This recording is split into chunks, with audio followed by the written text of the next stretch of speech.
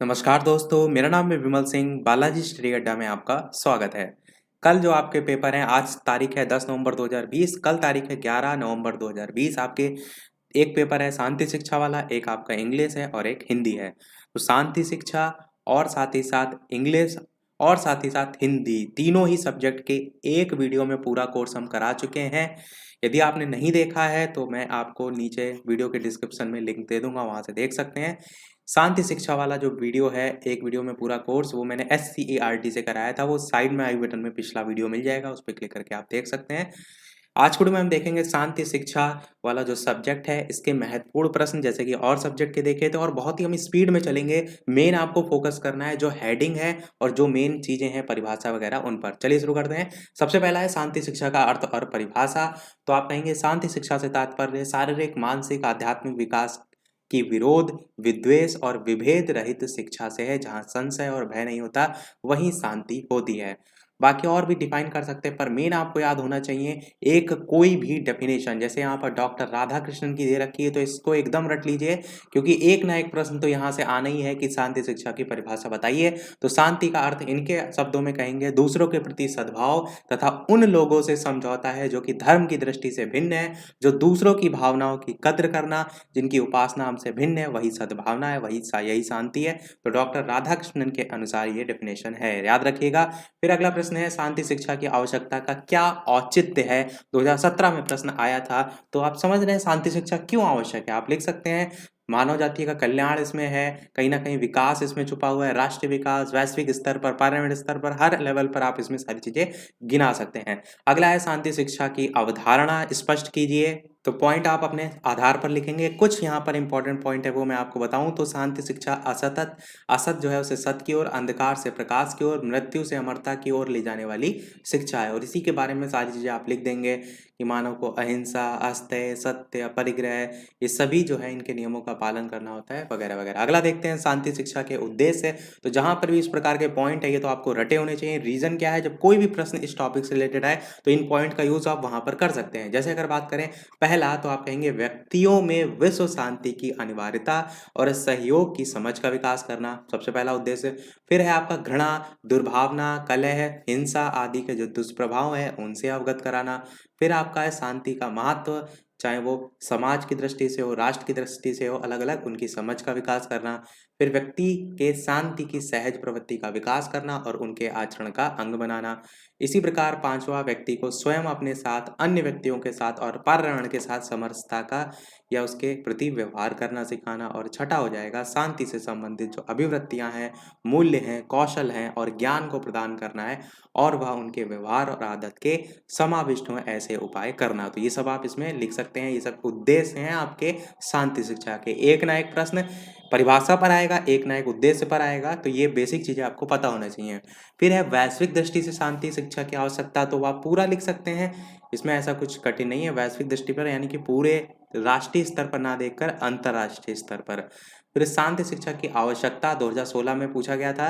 तो ये तो पॉइंट है, हेडिंग, इनको ध्यान रखिए और इन्हीं के अंदर लिखिएगा। सबसे पहले वैयक्तिक दृष्टि से यानी कि इंडिविजुअल, फिर सामाजिक दृष्टि से, फिर इसी प्रकार आपका वैश्विक दृष्टि से जो कि ऊपर पूछा गया था, फिर आपका पर्यावरणीय दृष्टि से, और यही आपके टोटल 4 पॉइंट हैं। तो ध्यान रखिएगा। बाकी अंदर आप कोई भी पॉइंट को अगर आप पढ़ना चाहें जैसे पर्यावरण दृष्टि से, तो पर्यावरण से ही संबंधित सारी चीजें आप इसमें लिख देंगे कि गुरुदेव रविन्द्रनाथ टैगोर प्रकृति और मनुष्य में घनिष्ठ संबंध मानते थे। उनका विचार था कि प्रकृति मनुष्य की आवश्यकता है और मनुष्य प्रकृति की। इस टाइप से आप थोड़ा सा और लैंग्वेज अच्छी करके लिख सकते हैं। फिर है शांति कौशल से क्या अभिप्राय है और स्पष्ट कीजिए। तो शांति कौशल के अंतर्गत जो बिंदु आते हैं वो आप ध्यान रखिए कि शांति स्थापित करने में समुदाय के शिक्षकों की भूमिका, शांति शिक्षा हेतु विद्यालय प्रणाली और शांति शिक्षा में पाठ्यक्रम, ये सभी शांति कौशल के अंतर्गत बिंदु आ जाएंगे। अगला है शांति स्थापित करने के लिए शिक्षकों की क्या भूमिका होती है। अब शिक्षक शांति शिक्षा के लिए लोगों को जागरूक कर सकते हैं, प्रेरित कर सकते हैं।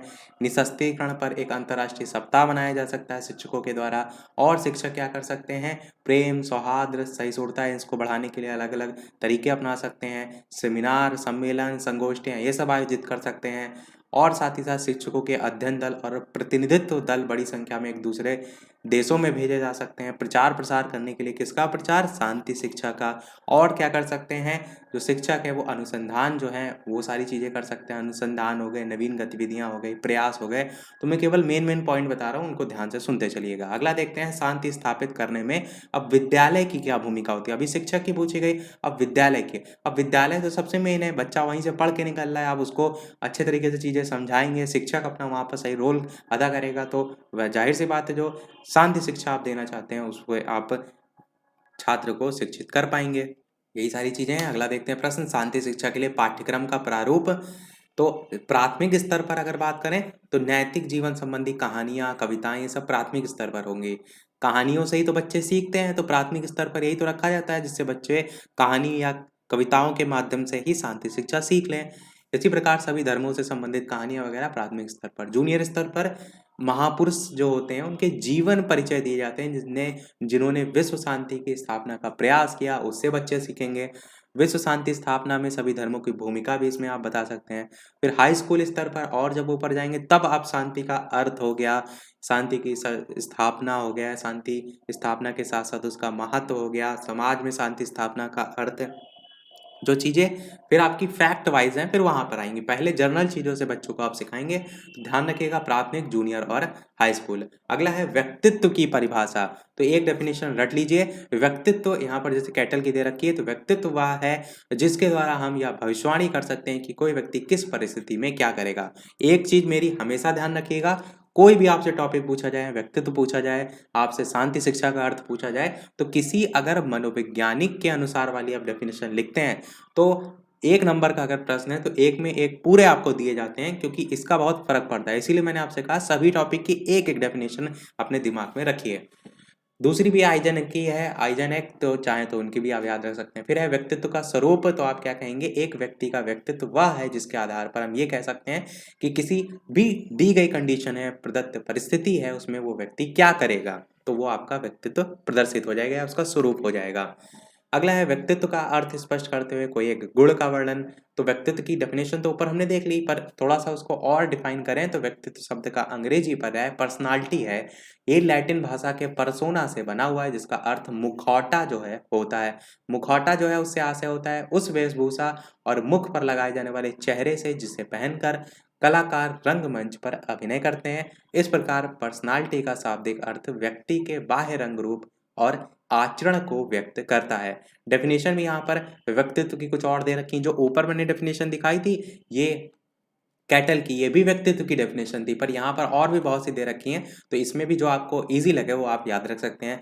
वुडवर्थ की दे रखी है कि व्यक्ति के व्यवहार की एक समग्र विशेषता ही व्यक्तित्व है। कभी कभार बहुविकल्पी में भी डायरेक्ट पूछ ली जाती है, तो आपको कोई इंपॉर्टेंट लगे जैसे गिलफोर्ड हैं, वुडवर्थ हैं, तो इनकी याद रख सकते हैं। गिलफोर्ड की है, व्यक्ति के विशेषकों के विलक्षण स्वरूप को उसका व्यक्तित्व माना जाता है। फिर बात करते हैं आलपोर्ट, ये बहुत महत्वपूर्ण रोल अदा करते हैं। व्यक्तित्व की जब भी बात होगी तो व्यक्तित्व की अवधारणा को स्पष्टता दृष्टि से GW आलपोर्ट द्वारा दी गई है परिभाषा। इसको विस्तृत और सबसे ज्यादा महत्वपूर्ण भी माना गया है। इनके अनुसार व्यक्तित्व व्यक्ति के अंदर उन मनोशारीरिक गुणों का वह गतिशील संगठन है जो पर्यावरण के प्रति उसके अनूठे समायोजन का स्वरूप निर्धारित करता है। ये डेफिनेशन तो मोस्ट इंपॉर्टेंट है, ना केवल और केवल आपके DLED के लिए, आगे यूपी टेट, सुपर टेट कहीं भी कोई परीक्षा देंगे ये वहां बिल्कुल पूछी जा सकती है। तो आप चाहें तो इसी को रट लें जब आपको एक डेफिनेशन याद ही करनी है। फिर बात करते हैं इसकी परिभाषा। व्यक्तित्व के संबंध में जो बातें हैं वो किन किन की ओर संकेत करती है, तो व्यक्तित्व संगठनात्मक और गतिशील स्वरूप लिए हुए, जो डेफिनेशन लिखी इसी को नीचे डिफाइन किया गया है। इसमें मनोवैज्ञानिक और शारीरिक दोनों प्रकार के गुणों का समावेश है। ये पर्यावरण से विशिष्ट या अनूठे समायोजन को व्यक्त करता है। फिर बात करते हैं व्यक्तित्व की जो उपर्युक्त अवधारणा है, इसके आधार पर उसके जो स्वरूप है, उसकी जो प्रकृति है, उसको इस प्रकार से बताया गया। सबसे पहला जैसे अगर बात करें तो व्यक्तित्व एक व्यक्ति की विशेषताओं का मात्र गणितीय योग नहीं है, वरन उन विशेषताओं का एक विशिष्ट प्रकार का अनूठा समग्र है, जिसके अंतर्गत शारीरिक गठन, बौद्धिक क्षमता, संवेगात्मक, सामाजिक विशेषता, चारित्रिक गुण और स्वभाव का संगठन होता है। दूसरा अगर कहें तो व्यक्तित्व व्यक्ति के विभिन्न प्रकार के जो विशिष्ट गुण होते हैं, चाहे वो शारीरिक हो चाहे वो मनोवैज्ञानिक हो, इनका समन्वय होता है। तीसरा अगर बात करें तो एकलता या विलक्षणता प्रत्येक व्यक्ति के व्यक्तित्व की विशेषता को प्रदर्शित करता है। फिर आप कहेंगे कि व्यक्तित्व के निर्धारण में जो आनुवांशिकता है और पर्यावरण है, इनकी भी भूमिका होती है। फिर कहेंगे आप व्यक्तित्व के अधिकांश गुण या विशेषक अर्जित होते हैं। इन गुणों के अर्जन में परिवार, समाज, संस्कृति, इन सभी का योगदान होता है। इसी प्रकार व्यक्तित्व कोई जड़ या स्थिर विशेषता नहीं होती, इसमें परिवर्तनशीलता बिल्कुल हो सकती है और व्यक्तित्व में जल्दी जल्दी परिवर्तन नहीं दिखाई पड़ता है, इस चीज को भी ध्यान रखिए। सातवां और लास्ट पॉइंट है, प्रत्येक व्यक्ति को अपनी विशिष्ट प्रेरक क्षमता जो शक्ति है वो होती है और ये प्रेरक शक्ति व्यक्तित्व के या व्यक्ति जो है उसके व्यक्तित्व के निर्माण में भूमिका निभाती है। फिर व्यक्तित्व के जो 5 बड़े गुण हैं, इसमें आलपोर्ट और जो कैटल हैं, इन्होंने उल्लेखनीय कार्य किया है। ये 5 गुण आपको हर हाल में रटे होने चाहिए। पूर्व के वर्षों में भी पूछे जा चुके हैं और इस बार भी पूछे जा सकते हैं। व्यक्तित्व के 5 गुण में पहला है खुलापन, दूसरा है चैतन्यता, तीसरा है बहिर्मुखता, चौथा है सहमतिजन्यता, पांचवा है स्नायु विकृति। मोस्ट इंपॉर्टेंट है, इसको एकदम रट के रखिएगा क्योंकि बहुविकल्पी में भी पूछा जा सकता है कि इनमें से कौन सा व्यक्तित्व का गुण नहीं है। इन्हीं 4 में कोई ऑप्शन दिया होगा, पांचवा कुछ अलग दिया होगा, तो ध्यान रखिएगा। फिर बात करते हैं इन्हीं के बारे में एक एक पॉइंट। जैसे खुलापन है तो व्यक्तित्व के इस पहलू या विमा में कला के लिए सम्मान, जोखिम उठाना, ये सारी चीजें आती हैं। चैतन्यता में व्यक्तित्व की विमा व्यवस्थित और विश्वसनीय होने की प्रवृत्ति इसमें बताती है। बहिर्मुखता में व्यक्तित्व का ये जो पक्ष है वो ऊर्जा, सकारात्मक, संवेग, सामाजिक, दूसरों के साथ रहने में उत्प्रेरणा प्राप्त करने, बातूनी, ये सारी चीजें की प्रवृत्ति को बताता है। सहमति जन्यता होता है व्यक्तित्व या व्यक्ति जो है उसका वह पक्ष व्यक्ति के दूसरों के प्रति दया, करुणा, सहानुभूति, सहयोगात्मक, ना कि विरोधी और संकालु प्रवृत्ति बताता है, तो कहेंगे ये वो ऊपर वाला हो जाएगा। फिर लास्ट आपका होगा स्नायु विकृति।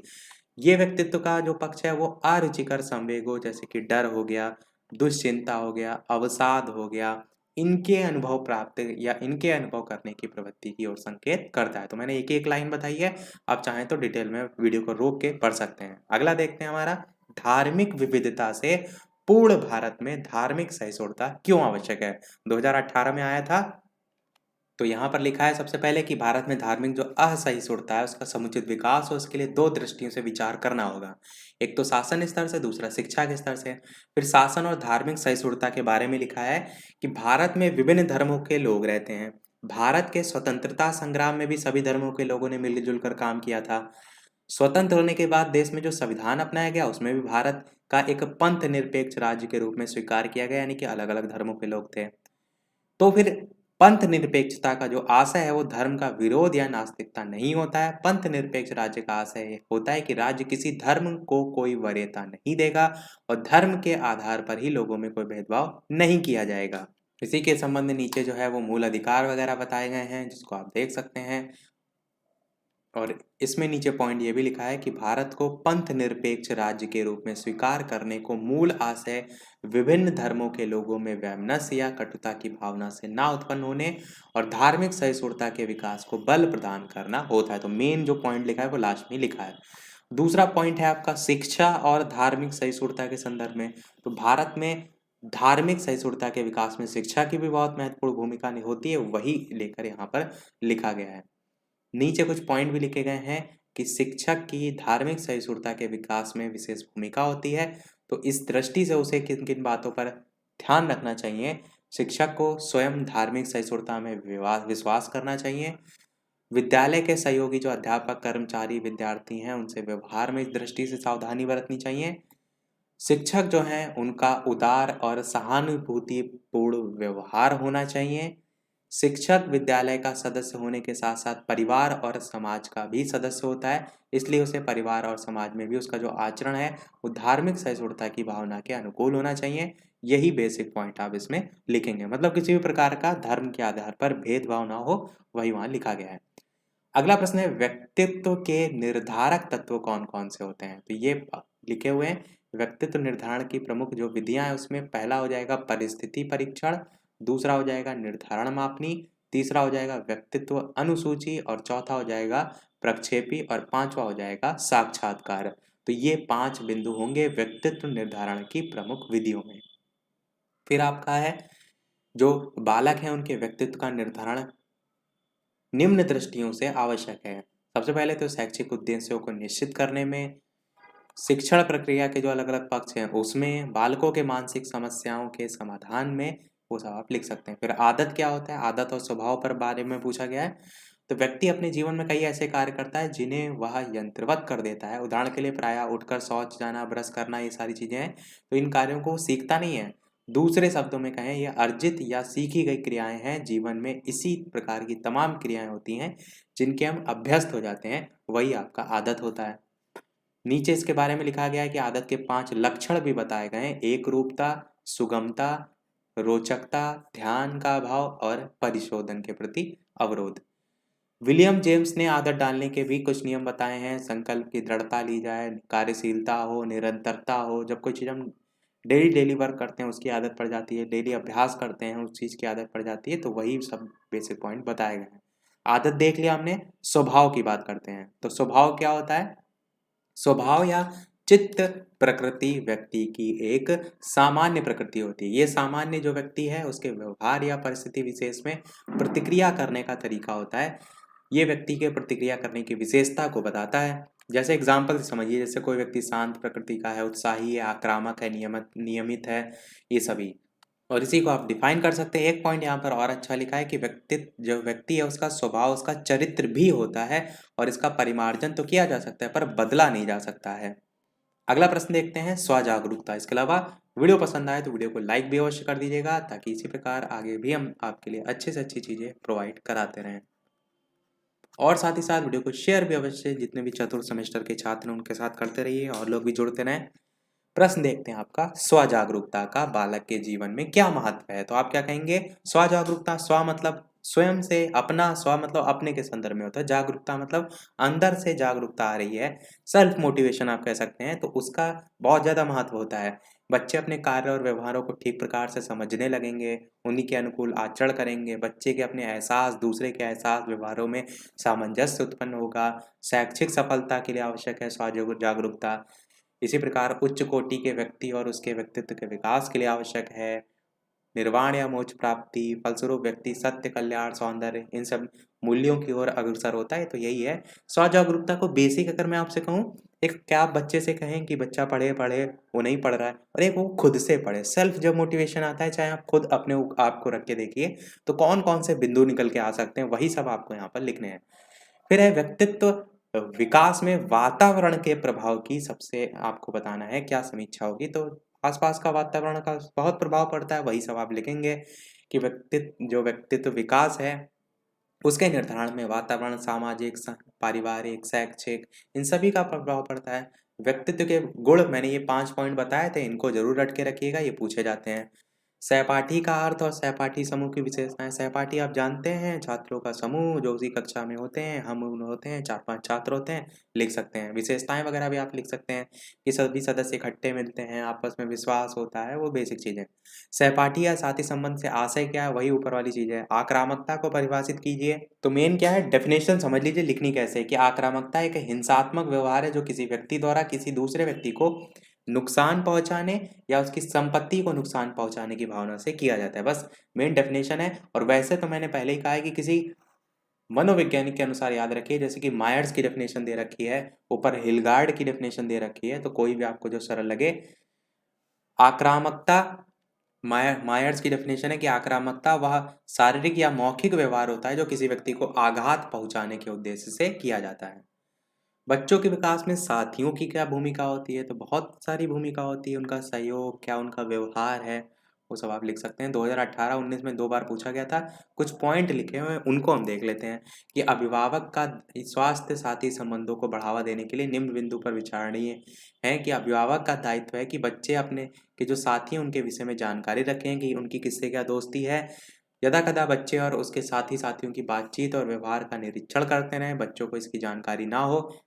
फिर तीसरा क्या है, जैसे होता नहीं आपके माता पिता थोड़ा बहुत बोलते नहीं आपसे, पर वो जानते हैं कौन इनका दोस्त है, कौन घर में आ रहा है, क्या बातचीत चल रही है, तो उससे थोड़ा बहुत एक पता चलता है कि बच्चा किस ओर जा रहा है।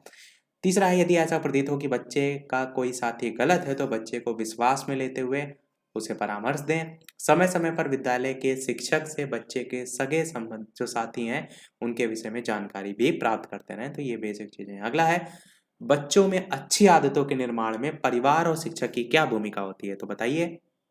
परिवार और शिक्षक दोनों की भूमिका होती है। परिवार का तो पूरा जो वातावरण होता है वही बच्चे पर पड़ता है, चाहे वो प्रेम हो, सहयोग हो, सहानुभूतिपूर्ण हो, सारी चीज़ें। इसी प्रकार टेलीविज़न, रेडियो आदि के कार्यक्रम, इन सब का भी प्रभाव पड़ता है जो बच्चा देखता है। पुरस्कार और दंड का भी पड़ता है। विद्यालय का भी पूरा जो सहयोग है वो भी इसमें आएगा। तो मेन हेडिंग ध्यान रखिए, अंदर का पॉइंट लिख सकते हैं। फिर शिक्षक की भूमिका, ये जो चारों पॉइंट हैं ये आपके पॉइंट हैं आपका परिवार के जो सदस्य हैं। यहाँ पर लिखा है ना, परिवार के सदस्य जो है उनको बच्चों के चरित्र निर्माण की दृष्टि से किन किन बातों पर ध्यान देना चाहिए, तो उसमें ये सब पॉइंट है। और दूसरे जो पॉइंट है वो शिक्षक की भूमिका है। तो ये पहला पॉइंट है, ये दूसरा, तीसरा, चौथा, फिर यहाँ से आपका शिक्षक की भूमिका। तो शिक्षक की भूमिका भी तो अहम होती है, जो जैसा सिखाएगा, जैसा उसका प्रभाव पड़ेगा वही सारी चीज़ें वो करेगा। जैसे एक लाइन के तौर पर लिखा भी हुआ है कि शिक्षक ही वह व्यक्ति है जो चरित्र को अच्छा बनाने में अपनी सजगता और तैयारी के नियोजन आयोजन से अपना योगदान कर वांछित परिणाम प्राप्त कर सकता है। दूसरा कोई शिक्षक की जगह नहीं ले सकता है। आप स्वयं ही शिक्षक हैं तो आपको फिर समझाने की कोई आवश्यकता नहीं, आप सभी समझ रहे हैं। चरित्र फिर पूछा गया है क्या होता है, तो ये सब डेफिनेशन लिखी हुई है, पर नीचे मेन पॉइंट यहाँ से लिखा है कि व्यक्ति के चरित्र में उसकी आदतें, आदर्श, गुण, अभिवृत्तियां, मान्यताएं ये सभी शामिल रहती हैं जो उसके व्यवहार द्वारा स्पष्ट होती हैं। तो ये डेफिनेशन इतनी छोटी सी आप याद रख सकते हैं। फिर है नैतिकता क्या होता है, तो आप कहेंगे नैतिक शब्द से नैतिकता बना है और नैतिकता का जो अर्थ होता है वो नीति के अनुसार व्यवहार करना होता है। और नैतिक आचरण का उद्देश्य अपना और दूसरों का कल्याण करना होता है।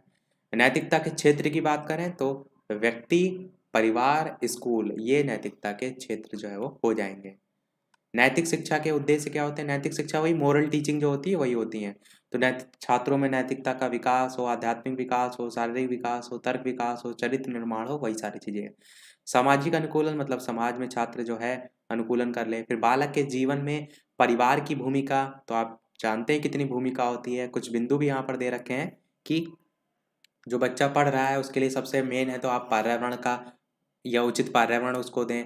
फिर नैतिक और सामाजिक विकास पर ध्यान दें, अनुकूलता का विकास होता, विद्यालय शिक्षा की व्यवस्था, व्यवहारात्मक शिक्षा, अनुशासन, कर्तव्यनिष्ठता, इस टाइप के पॉइंट याद रख सकते हैं। अगला है बालक के चरित्र निर्माण में शिक्षक की भूमिका, ये तो मैंने आपको ऊपर ही बता दिया, तो वही सब पॉइंट यहाँ पर लिखे हुए हैं। फिर लोकतंत्र के मूलभूत सिद्धांत पर टिप्पणी कीजिए, तो लोकतंत्र के मूलभूत सिद्धांत में स्वतंत्रता, समानता, बंधुत्व, न्याय, समाजवाद, पंथ निरपेक्षता, ये 6 बिंदु आएंगे। 6 के 6 पॉइंट ध्यान रख रखिएगा। 2018 में क्वेश्चन आया था लोकतंत्र के मूलभूत सिद्धांत। सभी प्रीवियस ईयर में इसीलिए करा रहा हूँ जिससे आपको एक अंदाजा लगे कैसे कैसे प्रश्न पूछे जा चुके हैं और कैसे पूछे जा सकते हैं। तो स्वतंत्रता, समानता, बंधुत्व, न्याय, समाजवाद, पंथ निरपेक्षता। पंथ निरपेक्षता थोड़ा सा अलग वर्ड है। नागरिकों को धर्म के मानने व आचरण की स्वतंत्रता के साथ राज्य का कोई विशेष धर्म नहीं होता, वो आपका पंथ निरपेक्षता में आता है। फिर आपका लोकतंत्र की विशेषताएं, तो लोकतंत्र शासन व्यवस्था के रूप में नहीं अपितु एक जीवन दर्शन के रूप में स्वीकार्य है। इसमें शासन सत्ता का प्रमुख कार्य जनता का कल्याण होता है। लोकतंत्र मतलब ही होता है जनता का, जनता के लिए जनता द्वारा शासन, अब्राहम लिंकन जी ने कहा था। इसी प्रकार लोकतंत्र में व्यक्ति के जो व्यक्तिगत हित हैं, धार्मिक मान्यताएं हैं, मान सम्मान है, इनका विशेष ध्यान रखा जाता है। इसके मूल जो आधार विचार, आचार विचार हैं, आधार नहीं होगा, आचार विचार है उनकी स्वतंत्रता और मुख्य आदर्श समाजवाद, पंथ निरपेक्षता, तटस्थता, इस टाइप से सारे पॉइंट दिए गए हैं। कुछ कुछ जो मेन है वो आप याद रख सकते हैं। जैसे लोकतंत्र में एक या एक से अधिक राजनीतिक दलों के बीच चुनाव की प्रक्रिया होती है और लोकतंत्र में एक या एक से अधिक संगठित विपक्षी दल होते हैं। लोकतंत्र में मीडिया प्रेस को स्वतंत्रता होती है। तो ये जो मेन मेन पॉइंट है, कार्यपालिका, न्यायपालिका, विधायिका, इनके कार्य और अधिकार क्षेत्र स्पष्ट होते हैं। न्यायपालिका पूर्ण रूप से स्वतंत्र होती है, वो ध्यान रखिए। बाकी आप कुछ पॉइंट लिख सकते हैं। लोकतंत्र का महत्व तो आप लिख ही सकते हैं। व्यवहारवाद की अवधारणा, व्यक्ति का जो व्यवहार होता है वो तरीका होता है जिस प्रकार वो आचरण या बर्ताव करता है, तो वही आपका इसमें आप लिखेंगे। फिर है व्यवहारवाद में उद्दीपन अनुक्रिया संबंध पर टिप्पणी लिखिए। तो व्यवहारवाद की स्थापना का श्रेय जो है वो वॉटसन को दिया जाता है, 2018 में आया था। इन्होंने 1913 में पावलोव के अनुबंधित प्रतिवर्त एवं कार्यवाद के जो सिद्धांत हैं उससे प्रभावित होते हुए अपना विचार व्यक्त किया था, और वे मनोविज्ञान की विषय वस्तु जो चेतना है उसको मानने के पक्ष में नहीं थे। उन्होंने मनोविज्ञान को वस्तुनिष्ठ और प्रयोगात्मक मानते हुए व्यवहार को इसकी विषय वस्तु माना है। यहाँ पर काफ़ी टफ लैंग्वेज में लिखी है, बहुत ही सिंपल सी भाषा में आपको दोनों चीज़ें बताता हूँ, उद्दीपन और अनुक्रिया। उद्दीपन क्या होता है? उद्दीपन होता है आपका स्टिमुलस, इंग्लिश में हम कहते हैं, और अनुक्रिया को हम कहते हैं रिस्पॉन्स। स्टिमुलस यानी कि उद्दीपन आप कुछ इस प्रकार से समझिए कि जैसे अभी आप डीएलएड कर रहे हैं, आगे चलकर आपका लक्ष्य क्या है? शिक्षक बनना। तो शिक्षक बनना जो लक्ष्य है, जो आपको किसी भी कार्य को करने के लिए प्रेरित कर रहा है, वो क्या है? वो आपका उद्दीपन है। और जो आप लगातार मेहनत कर रहे हैं, पढ़ाई कर रहे हैं, अलग अलग पेपर दे रहे हैं, वो क्या कर रहे हैं? उसके प्रतिक्रिया कर रहे हैं, वो आपकी अनुक्रिया होती है। तो ये उद्दीपन अनुक्रिया होती है। बाकी यहाँ से चीज़ें आप और पढ़ सकते हैं, बेसिक मैंने आपको बता दिया। अगला है शांति के लिए निर्माणकारी व्यवहार है, तो परिवार और विद्यालय की क्या भूमिका होती है? परिवार की भूमिका आप जानते हैं, वातावरण, बच्चे से व्यवहार, पारिवारिक दायित्व, शिक्षा का महत्व। विद्यालय की भूमिका की बात करें तो आप क्या कहेंगे कि कक्षा का प्रबंध हो गया, कक्षा नियमों की स्पष्टता, उनका पालन, नियमों का संशोधन, कक्षा समुदाय का सदस्य, ये सभी विद्यालय की भूमिका होती हैं। फिर है अवांछित व्यवहार को हतोत्साहित करने के लिए एक शिक्षक के रूप में जो आप रणनीतियां अपनाएंगे वो क्या है? प्रश्न को समझ लीजिए, आंसर आप कर लेंगे। अवांछित व्यवहार मतलब जो व्यवहार ऐसे हैं जो नहीं होने चाहिए, वो आप चाह रहे हैं कि ना हो। हतोत्साहित मतलब होता है उनको गिराना, प्रोत्साहित उठाना, हतोत्साहित गिराना। तो उसके लिए जब आप शिक्षक हैं, किसी बच्चे में ऐसी चीज देख रहे हैं, तो आप क्या करेंगे, क्या क्या रणनीतियां अपनाएंगे, वो यहाँ पर लिखा गया है कि इस टाइप्स के लिए जो बच्चे हैं उनके लिए कारण का पता लगाएंगे, बातचीत करने पर छात्रों को अलग अलग बैठाएंगे, ध्यान देंगे, अवांछित व्यवहारों को हतोत्साहित करेंगे। तो यही सब तरीके आप जो स्वयं अपनाएंगे वो इसमें लिख सकते हैं। फिर हिंसा के रूप, इनको भी याद कर लीजिए। मैंने SCERT PDF से इसीलिए पहले करा दिया था क्योंकि उसमें चीजें बहुत ही बढ़िया और सिस्टमैटिक वे में दे रखी हैं। तो हिंसा के रूप: शारीरिक हिंसा, यौन हिंसा, भावनात्मक हिंसा, मनोवैज्ञानिक हिंसा, आध्यात्मिक हिंसा, सांस्कृतिक हिंसा, मौखिक दुरुपयोग, वित्तीय दुरुपयोग, इस टाइप से अलग अलग रूप यहाँ पर हो जाएंगे। 2016 में पूछा गया था हिंसा क्या है, हिंसा के कारण। तो हिंसा क्या है वो तो आप यहाँ पर देख सकते हैं कि हिंसा में व्यक्ति शारीरिक बल या पाशविक बल का प्रयोग करता है, जिससे किसी व्यक्ति को चोट या संपत्ति को नुकसान जो है वो पहुंच सकता है। पर जो प्रश्न पूछा गया था हिंसा के कारण, तो परिवार का अनुपयुक्त वातावरण हो सकता है, या आप क्या कहेंगे किसी प्रकार का पूर्वाग्रह, अज्ञानता। पूर्वाग्रह क्या होता है? सीटेट में ये प्रश्न बहुत, यानी कि यहाँ से प्रश्न बहुत पूछा जाता है। पूर्वाग्रह होता है जैसे कि एक मान्यता चल के नहीं आ रही कि लड़कियां जो है वो कमजोर होती हैं लड़कों से, तो ये एक मान्यता पुरानी चलते आ रही है, यही पूर्वाग्रह होता है। लैंगिक पूर्वाग्रह वगैरह भी आप सीटेट में बहुत पढ़ते हैं, तो वहां पर प्रश्न आते हैं, तो ये भी एक हिंसा के कारण में ही आता है। विज्ञापन, इसी प्रकार वीडियो गेम्स, प्रभुत्व जमाना, ये सब आपके हिंसा के कारण में आएंगे। अगला है भावनात्मक हिंसा। तो आप क्या कहेंगे कि किसी व्यक्ति विशेष द्वारा कुछ कहकर या मूर्ख बनाकर, भावनाओं को ठेस पहुंचाकर, जो उस व्यक्ति जो है उसकी इच्छा के प्रतिकूल व्यवहार होता है, वो भावनात्मक हिंसा होता है। मनोवैज्ञानिक हिंसा क्या होता है? जिस व्यक्ति में किसी व्यक्ति विशेष को धमकाया जाए, भय का माहौल बनाया जाए, इस टाइप की। हिंसा में भ्रष्टाचार की क्या भूमिका होती है? तो आप कहेंगे कि भ्रष्टाचार की क्या समस्या है, लगातार फैलता जा रहा है, हिंसा में भी इसका योगदान है, तो वही आप लिख सकते हैं। सांप्रदायिकता मैंने ऊपर बता दिया था, आप स्मिथ की डेफिनेशन दे रखी है, चाहे तो पढ़ सकते हैं। सांप्रदायिकता को दूर करने के उपाय यहाँ पर देख लीजिए। अनिवार्य शिक्षा द्वारा लोगों में जागरूकता फैलाई जा सकती है, प्रशासनिक शिथिलता को समाप्त किया जा सकता है। सांप्रदायिकता को समाप्त करने के लिए ये भी आवश्यक है कि ग्राम स्तर से लेकर के राष्ट्रीय स्तर तक के जो नेता हैं, समाज और देश के जो हित हैं उनको प्रधानता दें। तो वही सब पॉइंट है इसमें। देश की संपूर्ण जनसंख्या के लिए सामाजिक जो सुरक्षा है उसकी पूर्ण व्यवस्था करना आवश्यक है। फिर पूछा गया गरीबी क्या है, तो संजय चौधरी जी की डेफिनेशन लिखा है कि वास्तव में अंतर्राष्ट्रीय संदर्भ में गरीबी एक तुलनात्मक शब्द है। गरीबी शब्द एक देश विशेष में जनसंख्या के विशेष वर्ग का बोध कराता है। भारत की कुल आबादी में लगभग 5% ऐसे लोग हैं जिनकी क्रय क्षमता अमेरिका के एक औसत व्यक्ति के समान है। अच्छी डेफिनेशन नहीं है, आप अपने अनुसार लिख सकते हैं। भारत में गरीबी या निर्धनता एक विकराल आर्थिक समस्या नहीं, एक भयंकर सामाजिक समस्या भी है। इस टाइप से पॉइंट। अगला है हिंसा के मोर्चे, भेदभाव को समझाइए। तो जाति के अंतर्गत भेदभाव के अलग अलग आधार हो सकते हैं, चाहे वो आयु हो, लिंग हो, अशक्तता यानी कि डिसेबिलिटी हो, भाषा हो, राष्ट्रीयता हो, क्षेत्र हो, धार्मिक मान्यताएं हैं, ये सब आपके हिंसा के मोर्चे भेदभाव में आ जाएगा। फिर आपका है हिंसा और विज्ञापन जो है, इसके संबंध को समझाइए। तो मीडिया के माध्यम से कोई उत्पाद अथवा सेवा का प्रोत्साहन देने या आमजन जो है उनका ध्यान आकर्षित करने के उद्देश्य से जो की गई गतिविधि है उसको विज्ञापन कहते हैं। आप जानते भी विज्ञापन रोज कहीं अखबारों में छपता है, न्यूज़ वगैरह में। और ये विज्ञापन का एक सामान्य अर्थ है, किंतु यहाँ पर विज्ञापन से हमारा आशय केवल किसी उत्पाद अथवा सेवा के प्रचार प्रसार से नहीं, अपितु किसी मत अथवा विचारधारा के प्रचारित करने और उसे जन जन तक पहुंचाने से है। समझ रहे मेरी बात? कहने का मतलब ये है, जैसे आप देखते हैं ना कि कोई हिंसा भड़क जाती है, कोई न्यूज़ अचानक से व्हाट्सएप या सोशल मीडिया पर वायरल हो जाती है, तो उसके माध्यम से हिंसा फैले। होती हैं बहुत सी रोज घटनाएं होती हैं, तो वही लेकर यहाँ पर पहुंचा कहा गया है, वो वाला मीडिया आपका नहीं है। अगला है हिंसात्मक खतरा क्या होता है, लिख सकते हैं। मीडिया और हिंसा का संबंध 2019 में देखिए पूछा गया था। तो मीडिया का सशक्त, वही सारी चीजें लिखी हुई जो ऊपर हमने बताया। और यहाँ पर क्या लिखा है, बेंडूरा और वॉल्टर्स ने एक अध्ययन में बताया कि बच्चों में हिंसात्मक फिल्में देखने से, अच्छा ये भी तो है कि जरूरी नहीं कि वो हिंसा उसी तरीके से सोशल मीडिया के थ्रू ही पहुंचे। एक माध्यम तो ये भी सभी होती हैं, हिंसात्मक फिल्में देखना, उनसे भी तो हिंसा की प्रवृत्ति बढ़ती है। तो यही सब आप पॉइंट इसमें लिखेंगे जब लघु में पूछा जाएगा। फिर विवादों के शांतिपूर्ण हल की प्रक्रिया का उल्लेख करते हुए कोई एक विवरण भी दीजिए। तो आप क्या कहेंगे, विवादों को शांतिपूर्ण तरीके से हल करने की जो प्रक्रिया है उसका विवरण दे रखा है कि विवाद के स्रोत को सबसे पहले पहचानें, फिर घटना का विश्लेषण करें, फिर अनुरोध द्वारा समाधान करें, फिर समाधान की पहचान, और दोनों विवादी समर्थन कर सके, अनुबंधन, इस टाइप से पॉइंट लिख सकते हैं। तो यही सब पॉइंट आप इसमें लिख देंगे। देखते हैं हमारा अगला प्रश्न, वैदिक दर्शन और शांति पर टिप्पणी। तो ये भी आपका सब थ्योरी बेस्ड है, लिख सकते हैं। योग दर्शन को प्रणेता या योग दर्शन का प्रणेता कौन है, का होगा यहाँ पर। और योग दर्शन के अनुसार शांति क्या है, तो आप कहेंगे योग दर्शन के जो प्रणेता हैं वो महर्षि पतंजलि हैं।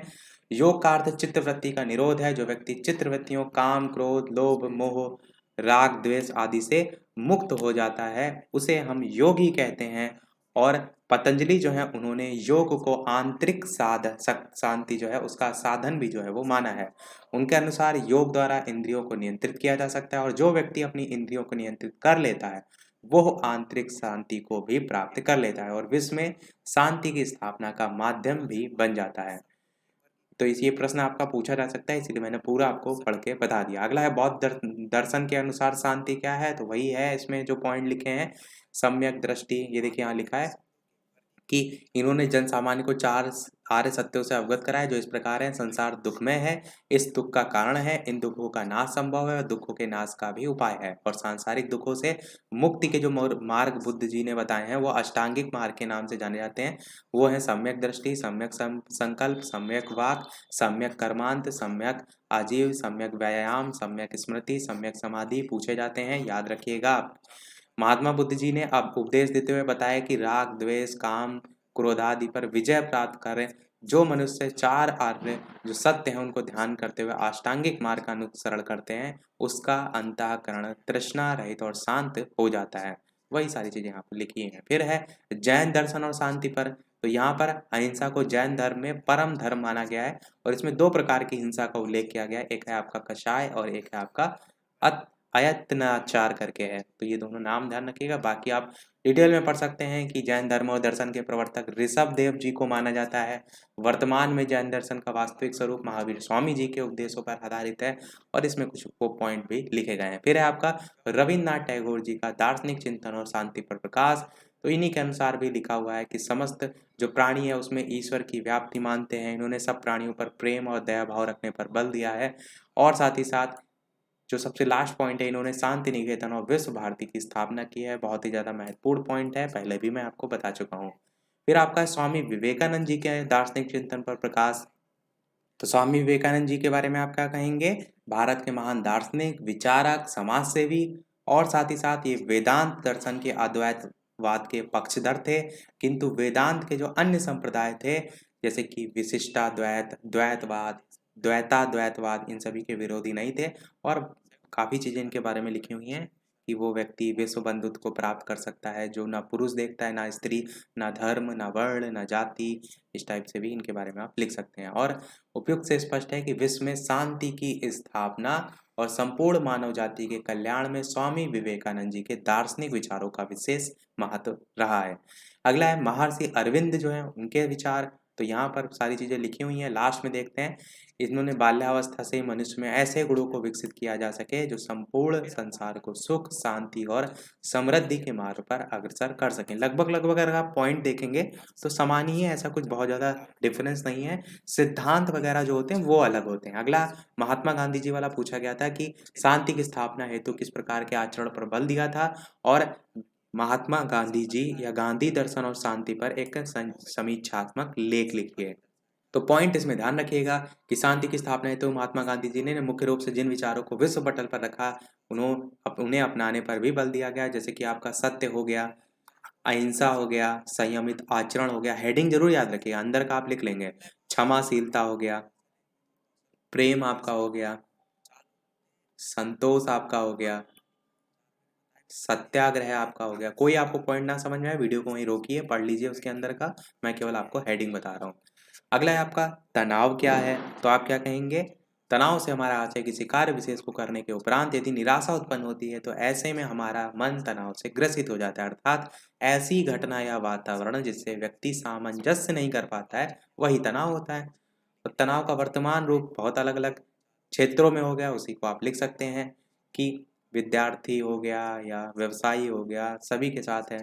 फिर अगला है ईगो या अहम तनाव किस प्रकार उत्पन्न करता है। तो ईगो को अहंकार के नाम से जाना जाता है, और इस ईगो के पीछे बहुत सारे व्यर्थ के भाव जुड़े हुए हैं। सभी पद और कुर्सी का ईगो तो सभी उच्च कुल में जन्म लेने का अभिमान, और ये सब हमारे व्यक्तित्व पर छा जाता है तो किसी स्तर पर तनाव को जन्म देता है। ये सब पॉइंट आप स्वयं से लिख सकते हैं। श्वसन क्रिया द्वारा तनाव से मुक्ति आप लिख सकते हैं। खेल खेल में तनाव मुक्ति किस प्रकार संभव है। आंतरिक शांति जो स्वयं अंदर से प्राप्त हो आपको। अष्टांग योग में निम्न क्रियाओं को भी शामिल किया गया है, यम, नियम, आसन, प्राणायाम, प्रत्याहार, धारणा, ध्यान, समाधि। हर साल यहाँ से एक ना एक प्रश्न अवश्य पूछा जाता है, और इन्हीं जो 8 हैं इनको हम अष्टांग योग के नाम से जानते हैं।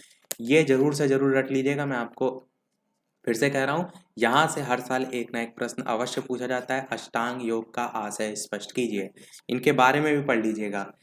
योग की क्रियाएं पतंजलि के योग सूत्र के अनुसार योग की 8 प्रक्रियाएं हैं, इन्हीं को अष्टांग कहा जाता है। प्रत्येक क्रिया शरीर के स्वास्थ्य और जीवन जो है उसके लक्ष्य की पूर्ति का साधन है। आपको ये जानकर आश्चर्य होगा कि योग के अष्टांग में से केवल एक प्रक्रिया ही योगासन से संबंधित रखती है, ये आपके अष्टांग होते हैं।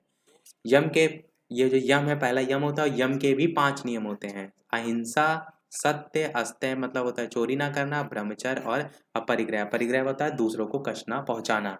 दूसरा आपका होता है नियम, तो मनुष्य का अपने प्रति व्यवहार नियम कहलाता है। शौच, संतोष, तपस, स्वाध्याय यानी स्वयं का ज्ञान, ईश्वर, ये सब इसमें आते हैं। फिर आसन है, शरीर के विभिन्न जो अंग होते हैं उनकी यौगिक क्रियाओं को आसन कहते हैं। पद्मासन, धनुरासन, सूर्य नमस्कार, ये सब।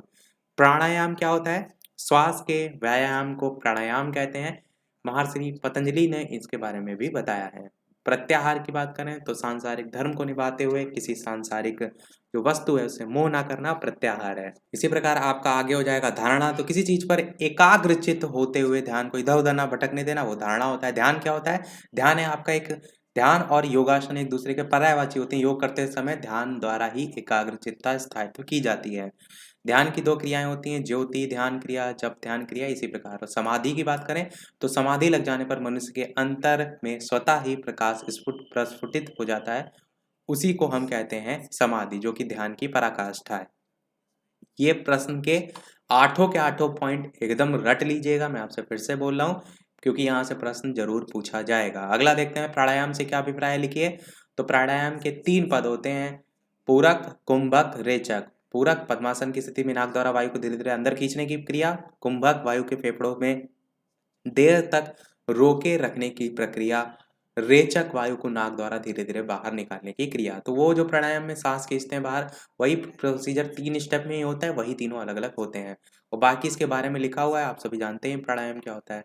ध्यान की क्रियाएं जो है उनका वर्गीकरण कीजिए। ज्योति ध्यान क्रिया, जप ध्यान क्रिया, इस प्रकार से लिखा हुआ है कि दीपक या मोमबत्ती अथवा जलते हुए बल्ब पर अपना ध्यान केंद्रित करना ज्योति ध्यान कहलाता है। और जप में योगी अपने ध्यान को केंद्रित करते हैं। काफी आपने जो सीरियल वगैरह है उनमें देखा भी होगा।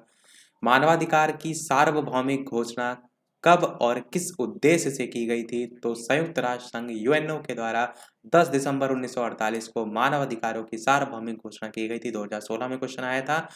और विश्व मानवाधिकार घोषणा पत्र भी जारी किया गया था। इस घोषणा पत्र का उद्देश्य क्या था? आप कहेंगे मानव के अधिकार आजादियों के प्रति सम्मान की भावना जागृत हो।